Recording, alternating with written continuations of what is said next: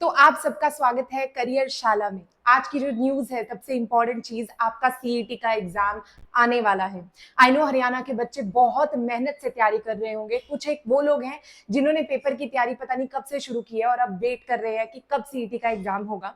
तो आज के वीडियो में हम डिस्कस करने वाले हैं कि आपका सीईटी का जो एग्जाम होने वाला है उसके लिए कौन से डॉक्यूमेंट्स आपके लिए बहुत जरूरी है और किनको आपको तैयार रखना चाहिए ताकि आपके पेपर की फॉर्म फिलिंग में कोई दिक्कत ना आए। सबसे पहले हम बात करेंगे डेट की। डेट आपको पता लग चुकी होगी, दैट इज बेसिकली 2 मई से कह रहे हैं कि फॉर्म आ जाएंगे। 2 मई एक टेंटेटिव डेट है जो सब कह रहे हैं। Definitely first week of May आपको फॉर्म देखने को मिलेगा। अगर फॉर्म की बात करें तो फॉर्म बेसिकली आपका 15 दिन लेगा फिलिंग के लिए। अप्रोक्सीमेटली 15 डेज लगेंगे फॉर्म को पूरा फिल करने में। और उसके बाद आपको पता होगा कि हमारे पास फी एक्सटेंशन और उसके साथ करेक्शन विंडो खुलता है। तो आपका जो फॉर्म है वो पूरा मई ले जाएगा, यानी कि 20 से 25 दिन आपके फॉर्म को फिलिंग में ही लग जाएंगे। तो आप मत एक्सपेक्ट करिए कि आपका जो पेपर है मई में हो पाएगा। पेपर मई में नहीं हो पाएगा। तो आपको ये चीज याद रखनी है कि अगर आप तैयारी कर रहे हैं तो आज से लेकर आगे पेपर आने तक अप्रोक्सीमेटली 60 डेज पड़े हैं आपके पास तैयारी के लिए, क्योंकि पेपर जो है वो जून में ही जाएगा। अगर मैं फॉर्म के नंबर की बात करूं, कितने लोग फॉर्म को भरने वाले हैं, 10 से 15 लाख लोग फॉर्म को भरने वाले हैं। 50,000 प्लस वैकेंसीज होने वाली हैं।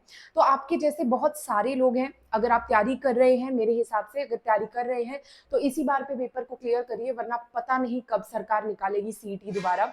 उसके साथ ही मैं एक चीज कहना चाहूंगी कि अगर सीईटी की आप तैयारी कर रहे हैं, मैंने पहले वीडियोस निकाली है जहाँ पे सिलेबस, स्ट्रैटेजी और डिटेल्ड वीडियो है, तो आप जाकर देख सकते हैं आपको कोई भी चीज की हेल्प चाहिए तो। दूसरी चीज यहाँ पे हम बात करने वाले हैं गलतियां बच्चे क्या कर देते हैं। अब पेपर का अनाउंसमेंट हो चुका है। कुछ बच्चे जिन्होंने पहले से प्रैक्टिस कर ली है वो अपने मॉक टेस्ट देना शुरू करें। जिन्होंने तैयारी ही इन 60 दिनों में करनी है उनके लिए थ्योरी और प्रैक्टिस दोनों साथ में चलेगी। तो इस बात का आप ध्यान रखिए और मॉक टेस्ट को ईजी मत लीजिए, प्लीज मत लीजिए। उसके बाद आपका जो फॉर्म फिलिंग का प्रोसेस है, फॉर्म फिलिंग के प्रोसेस में आपको मल्टीपल डॉक्यूमेंट्स की जरूरत पड़ेगी। उन मल्टीपल डॉक्यूमेंट्स में 14 इंपॉर्टेंट डॉक्यूमेंट्स हैं जिनकी लिस्ट मैंने डाल दी है स्क्रीन के ऊपर, आप चेक कर सकते हैं। प्लीज चेक कर लीजिए कि आपके डॉक्यूमेंट्स करेक्ट है कि नहीं, क्योंकि उस टाइम पे उस 3 दिन के अंदर आप करेक्शन नहीं करवा सकते।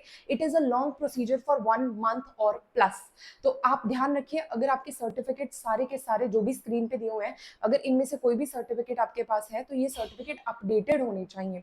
और आपके जो फाइनेंशियल ईयर जिसको कंसिडर किया जाएगा वो न्यू ईयर ही होगा, 2025 का ईयर ही होगा। प्लीज इसके पीछे वाले अगर डॉक्यूमेंट्स हैं, 24 वाले हैं, 23 वाले हैं, तो उनको अपडेट करवा लीजिए, क्योंकि बाद में आपको बहुत दिक्कत आएगी। और फॉर्म आने वाला है, आपके पास अभी भी 1 महीना अप्रोक्सीमेटली है, तब तक आप फॉर्म भर भी सकते हैं और कोई भी गलती हो गई तो उसको सेटल डाउन किया जा सकता है।